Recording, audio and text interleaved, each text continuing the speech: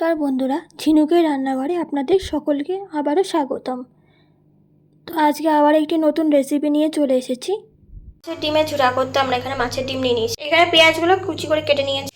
এখানে আলুগুলো ডুমডুম করে কেটে নিয়েছি। এখানে আদা পেস্ট করে নিয়েছি। এখানে 4টে টমেটো নিয়ে নিয়েছি। এখানে কাঁচা লঙ্কা নিয়ে নিয়েছি 7-8টা মতন।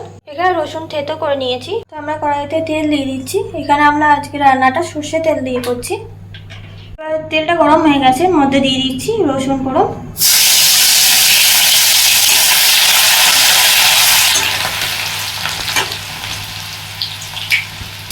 দিয়ে দিচ্ছি কেটে রাখা পেঁয়াজগুলো।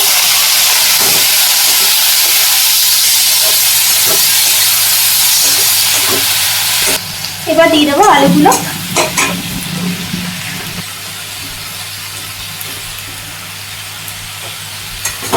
আলু আর পেঁয়াজগুলোকে একটু লাল লাল করে ভেজে নেবো।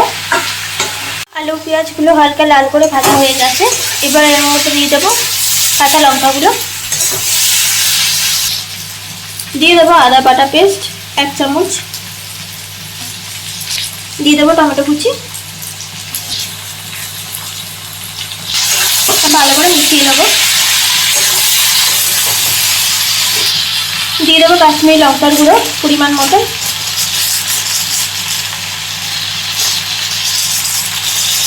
দিয়ে দেবো নুন পরিমাণ মতো। দিয়ে দেবো হলুদ গুঁড়ো পরিমাণে।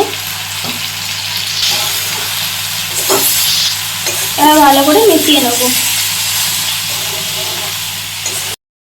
দিয়ে দেবো চিনি সামান্য পরিমাণে। এর মধ্যে মাছের ডিমটা দিয়ে দেবো। এবার ভালো করে কষিয়ে নেবো।